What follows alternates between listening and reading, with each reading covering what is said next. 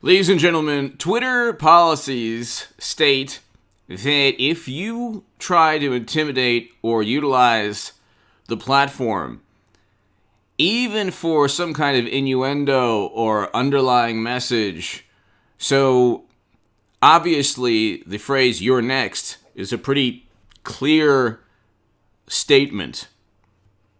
LeBron James was trying to intimidate an officer. Whether you believe that he was doing so because of moral reasons or because he wanted to better society is not even relevant here. Twitter has policies that it implements for conservatives or Trump supporters and for everyone else who opposes Trump or who is aligned, everyone else who is aligned with the Democratic Party in some manner, whether they're Democratic politicians, whether it's BuzzFeed publishing the Steele dossier. That's one set of rules. Okay, the Steele dossier, for example, was pure gossip, nonsense, hearsay, baseless claims. Also compiled with help from Russian sources, one Russian intelligence official, allegedly. Okay, the Washington Post, so BuzzFeed was not suspended. The New York Post, their account was suspended. Why? Because allegedly, for a couple of weeks, Democrats and media got away with a lie stating that Hunter Biden's emails were infiltrated by Russia or Putin, and of course, because of that, it was disinformation. That was not true. But you had one standard of behavior for the New York Post, another standard for a liberal publication. You have one standard of behavior for anyone associated with the Democratic Party, and LeBron James does fundraise and help, whether it's Clinton or Biden. Politically, he's active within the Democratic Party. Maybe not very active, but he does fundraise or help campaign for Democratic candidates. Definitely Clinton, I know he did. I think Biden in some way. Twitter refuses to say whether LeBron James' "your next" tweet violated policy since it was deleted. That is the most absurd, irrational, cowardly way of dealing with what happened. Obviously, the statement was meant to intimidate, and it could have been easily interpreted as physical or bodily harm. That is not even, like, if the tables were turned and it was a conservative athlete, what would have happened is the New York Times, the Washington Post, others would have run the story. Trump-supporting athlete tries to intimidate and perhaps even call on people to physically harm this advocate or this Democrat or this person who agrees with us.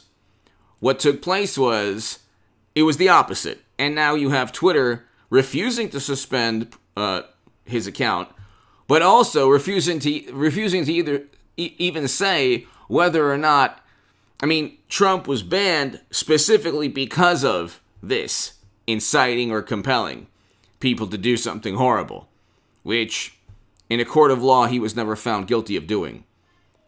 I'll read this to you. The NBA. So hit subscribe to this channel right now. It's one of the many reasons I've told people for a long time, get off of Twitter. I don't have a Twitter account. I got off of Twitter 3 years ago. I got off of Facebook 3 years ago. Without social media algorithms and without Twitter in particular, without all of Hollywood, all of late night, MSNBC, CNN, the Washington Post, New York Times, an entire public relations apparatus that just regurgitates, finds experts that agree with them, finds the studies that agree with them, ignores the studies and experts that disagree with them. Without all of this public relations apparatus, this entire PR monstrosity, Democrats don't really have a political party. They don't have any policies that they're standing upon, okay? That's another story. But they need this double standard. So, and by the way, I will be having a live stream tomorrow evening at around 8 p.m. Pacific. So around 8 p.m. Pacific Friday. So Friday, April 23rd, I will have a live stream at 8 p.m. or so. Be there. It's going to be awesome on this channel. But here, NBA superstar was accused of inciting violence towards Columbus police officer. And by the way, this is a situation where if you're wielding a knife, like, here's what LeBron James should have done. Okay, if you truly believe, and I'm being serious now, if you truly believe that what the officer did was wrong, then push for legislation that says officers shouldn't use lethal force.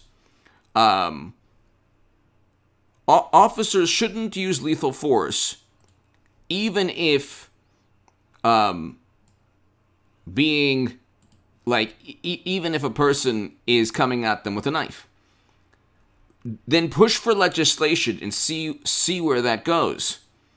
That's what you should do, and you should actually try to. You can't simply what LeBron James is doing, and it's unfortunate, is that he's taking a specific issue, police brutality, and it's true. It needs to be it needs to be addressed nationwide, more so than it has. It affects all communities, but it affects the African American and Black community more so than other communities. But the vast majority of police interactions are peaceful, good, and result in something amazing or beautiful happening. If you look at the YouTube segment below, subscribe to Police Activity. I was going to say Police Academy.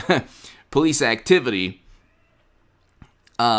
It's a video of, it's a YouTube channel. It's a video of a baby that was choking, and the grandmother, a Black woman, called paramedics, and the police officer arrived before paramedics, called 911. The police officer arrived before paramedics and actually saved the baby before the paramedics even came. And it was life-saving seconds and moments, because obviously you want a little baby to quickly regain breathing. Okay, because you don't want anything, God forbid, bad to happen from the lack of oxygen. So he was able to do that. And it was a beautiful moment. These were people of color who called the police. Now, again, the vast majority of law enforcement interactions are peaceful, either positive or, they're peaceful interactions. What LeBron James did is so I support law enforcement, very much so, very passionate about supporting law enforcement.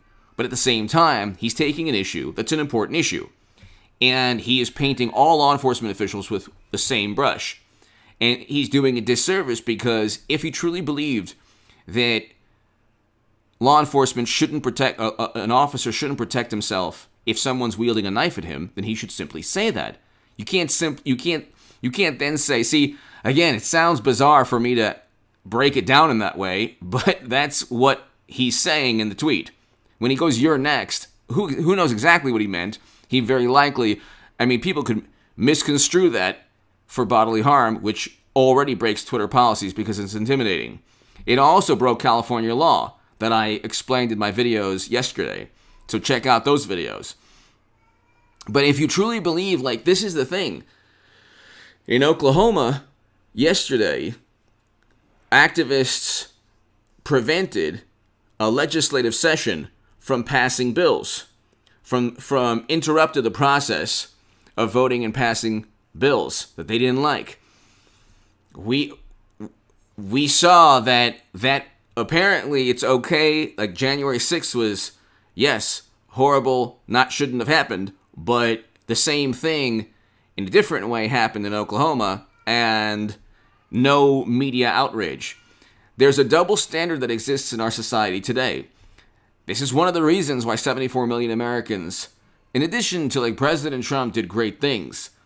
First president to step foot in North Korea, allocated more funding, for example, to historically Black colleges and universities than any president ever. Trump did that. Signed prison reform legislation, which is linked to Biden's crime bill in the 90s, trying to fix the problems that Democrats helped create. Peace between Israel, UAE, Bahrain, Morocco, in the Abraham Accords. We had record low unemployment throughout most of his tenure. The pandemic was not Trump's fault. You can blame people like Andrew Cuomo and Phil Murphy and Gretchen Whitmer. But see, again, you have President Trump was a good president in terms of accomplishments. If you want to address issues like police brutality, you should do so in a way that doesn't harm police officers who are people of color as well. Okay? You should do so in a way that doesn't paint all police officers with the same brush. Because if you need them, God forbid, they're there for you. The same people who would say, "Oh my God, abolish the police." Who would you call if you want to abolish police or defund police? Who would you call if, God forbid, you were the victim of a violent crime? Who on earth would you call? Nancy Pelosi, LeBron James, who? Democrats, Democratic second gun control activists. Who would you call to help you? You would call the police. So, but anyway. Twitter not only refused to suspend LeBron James, because if it was a conservative athlete, they would definitely do so. What Twitter does is they run by media reports, and then they say, okay, because of the media reports here, and there's countless examples. Trump is one example, but the New York Post is an example too.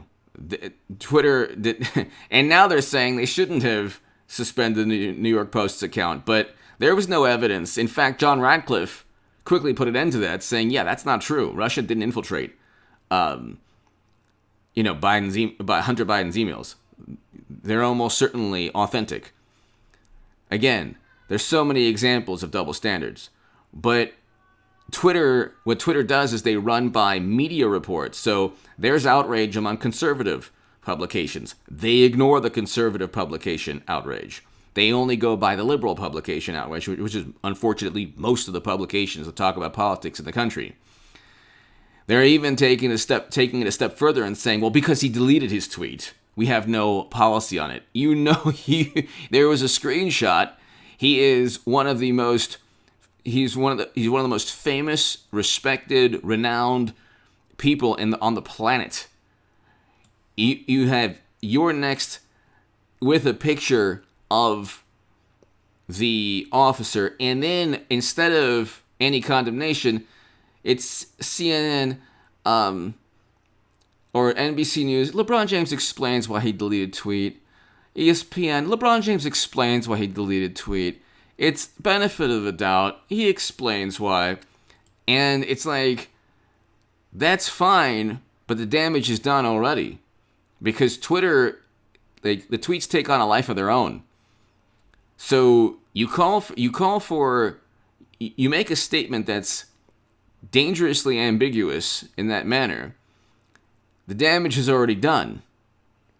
And is LeBron James responsible? Because he's already broken California law. There are state laws against intimidating people online. And I explained that yesterday. But, I mean, if God forbid, somebody tries to be some kind of maniac vigilante, is LeBron James? Are Democrats going to impeach LeBron James? No. You better believe there's one standard, and we've seen right now how Democrats reacted to the Oklahoma State House. Give me your thoughts below. Hit subscribe right now. I will have a live stream tomorrow at 8 p.m.